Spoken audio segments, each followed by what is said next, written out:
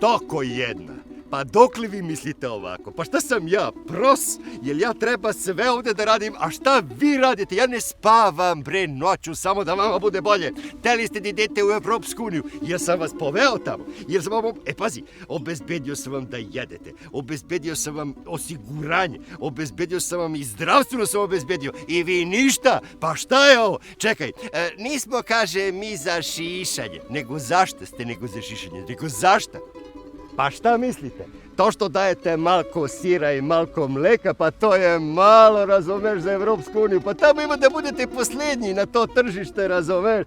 Pa ne, slušaj, ja neću više s vama uopšte da raspravljam, razumeš? Vi mene da promenite ne možete, ja sam gazda, ali ja ću vas da promenim. Pa šta fali? Mogu, eto recimo da vas promenim u živinu.